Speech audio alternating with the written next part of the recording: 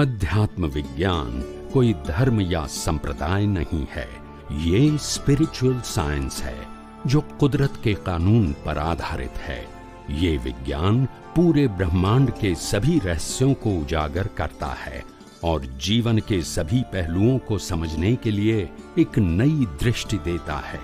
इसी को art of vision कहते हैं, दुनिया को देखने की एक नई दृष्टि, जो अध्यात्म विज्ञानी परम पूज्य स्वामी श्री कमलेशानंद जी के निर्देशन में सनातन सत्य का अनुसंधान कर हमारे जीवन को प्रकाशित करे।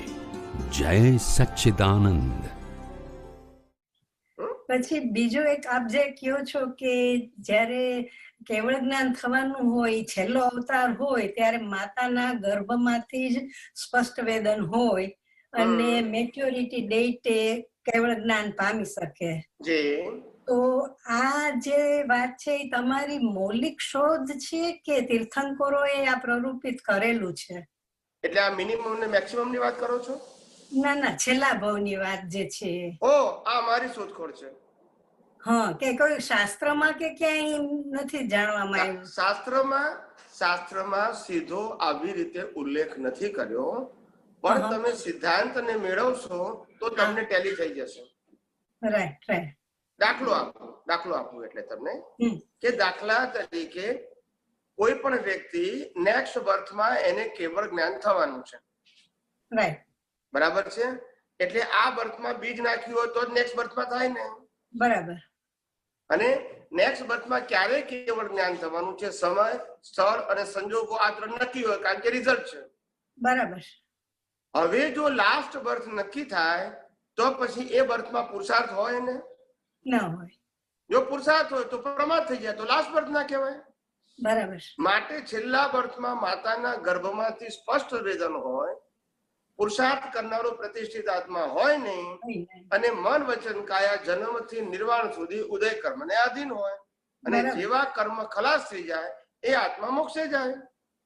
એટલે આ તમારો સિદ્ધાંત એકદમ સમજાઈ ગયો, પણ મેં ક્યાંય સાંભળ્યો કે વાંચ્યો નહોતો ને, એટલે કે તમારી આ મૌલિક શોધ છે એ મારું પૂછવાનું હતું। પણ બેન, મેં આ જ્યારે જૈનના આચાર્યોને વાત કરી હતી આજથી 20-25 વર્ષ પહેલા પાલિતાણાની અંદર મોટા ગચ્છાધિપતિઓ સાથે, ત્યારે એ લોકોને આશ્ચર્ય થયું હતું, કારણ કે આ વાત શાસ્ત્રમાં આવી રીતે પ્રેઝન્ટ કરી નથી, પણ એ લોકો એને પડકારી શકતા નથી, બરાબર?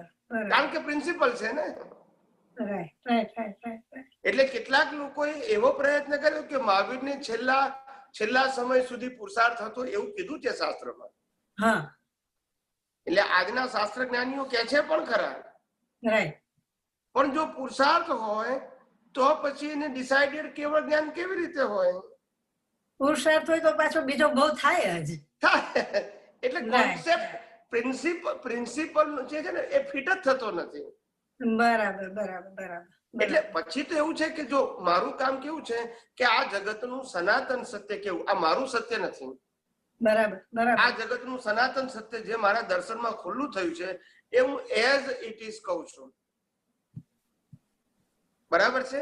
હવે એની અંદર કેટલીક વાત શ્રીમદ રાજચંદ્રની વાત હોય કે જૈનના આગમની વાત હોય કે દાદા ભગવાનની વાત હોય કે અન્ય ધર્મની વાતો હોય, તો એની અંદર ક્વેરી રહેવાની, બરાબર? ખ્યાલ આવી ગયો?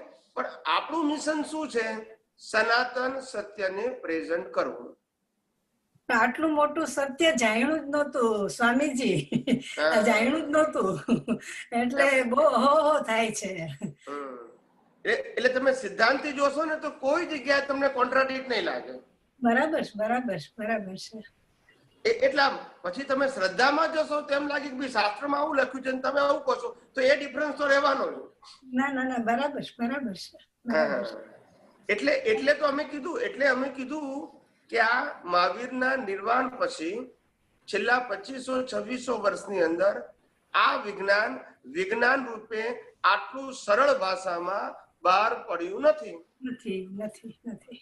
એમાં મારો અહંકાર નથી એનું પ્રમાણ છે, એમ કહું છું, બરાબર? કારણ કે જ્યારે જે લોકોએ વિજ્ઞાનની વાત કરી તે મહાન પુરુષોએ પાછી રિલેટિવ સત્યની વાત કરવી પડી છે।